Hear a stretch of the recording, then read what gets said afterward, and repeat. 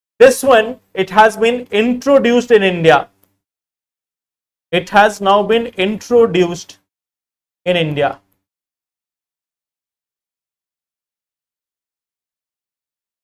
So this is one part. What we see that who can join this group? Who can join this? So any member of UN, any member nation of UN can become a member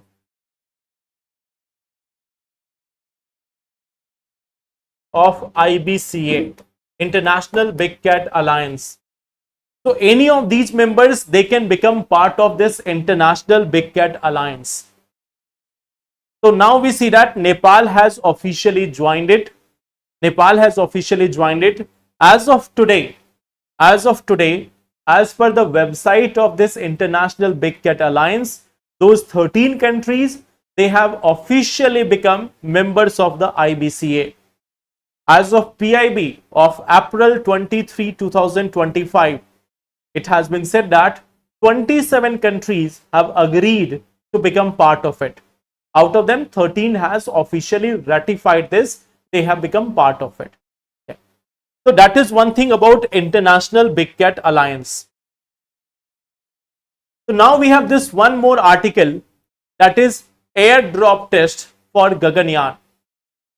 So now you may have seen this, that this crew module was dropped from Chinook helicopters. So why it was being dropped? We are checking whether the parachute systems, whether all the systems are taking place in a proper manner or not. Okay. You can see that this helicopter, the Chinook helicopters were used to drop this, and then it is splashed down in Bay of Bengal using the parachutes. Okay. So airdrop test, okay. Airdrop, it has been used. It is being in the experiment phase. You can see all these experiments are to be carried out. One of the part is integrated airdrop test, the one which is taking place right now. Integrated airdrop test. Then second part will be test vehicle missions. Some of the test vehicles mission have already been carried out, but LVM, Launch Vehicle Mark III, or HRLV system now, Human Rated Launch Vehicle. This is the vehicle for Gaganyaan. Vehicle for Gaganyaan. So there will be a test vehicle mission also. There is also going to be pad abort test, that in case of any abort mission, what will be done? The pad abort test is also going to carried out. Then we will have unmanned flights that will be carrying Vayomitra. This one is going to carry Vayomitra. And then finally, we would have the manned flight. Okay. Now, when this is going to be carried out, now I am not going to tell you about the timeline. Okay. Whenever I have told about the timeline, it had changed. I'm not making the timeline announcement now. So if you look at this Gaganyaan mission, there is this crew module and this is the service station. Okay. So if you look at this, the upper portion is the crew module, which is going to be the habitat of the astronauts. And this is the service module. So in case of any servicing, it is going to be done here in service module. So this is the part. This is the part of Gaganyaan. Okay. The vehicle which is going to be used, it is HRLV, Human Rated Launch Vehicle. It is a variant of GSLV Mark III. It is a human related variant of GSLV Mark III. Okay. So it is going to have this crew module here. It is going to have the crew module here plus pad abort test. Like in case of abort, this one will be carrying the crew module separate from the rocket. So these are the different components. This is the launch vehicle, the crew part, the abort part. Okay. So these are the parts of this Gaganyaan mission. As part of Gaganyaan mission, what will happen that, like, there will be launch of this, there will be launch of the satellite, okay, and like it is going to a 400-kilometer low Earth orbit. It will take 16 minutes to reach the orbit. Means within 16 minutes, they will be reaching in the orbit. It will remain in orbit for around 3-4 days or maximum 7 days. Then after, it will take around 36 minutes from deboost to a splashdown, because it has to be carried out in a slow manner. So around 36 minutes will be the time from deboosting to a splashdown in the Arabian Sea. Okay. So what we see that there is going to be the splashdown near the coast of Gujarat. So near the coast of Gujarat, there is going to be a splashdown. It is going to be launched from the eastern side, Satish Dhawan Space Center, and then after making some orbits, after making a few orbits of this Earth, it will splash down in the Arabian Sea near the coast of Gujarat. So that is the planning of this mission. Splashdown means coming down. Splashdown means it will come down, it will touch the ground. It will not touch the ground, it will just go into the oceans. Okay. So that is the mission of Gaganyaan. That was the Gaganyaan mission profile. Sir, will Mercator map projection replace? Means I could not understand your question.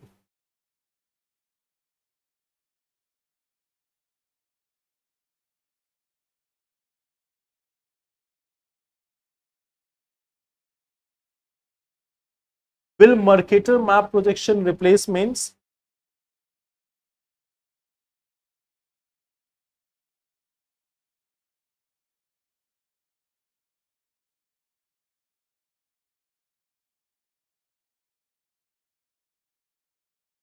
Answer writing speed कैसे करें?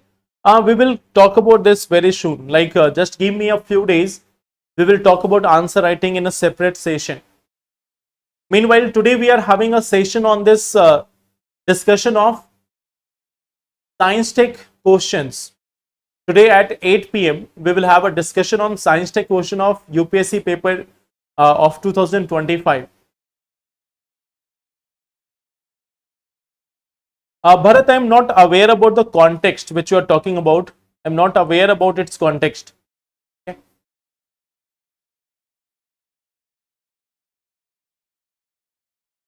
So that will be all for today. These were the topics which we have discussed. Some other news articles are also there. Like this is one such article, South Railway, 98% have submitted documents. Russia says that they will require a UN pledge for Ukrainian neutrality. So these are ongoing news, not so relevant. Tamil Nadu school have come up with QR code based uniforms. Okay. So Tamil Nadu government has come with a school in Tamil Nadu. A school in Tamil Nadu has come with QR code on the uniform of school going children. So if anyone is scanning them, they will get the details of the parents and all, or the school. Okay.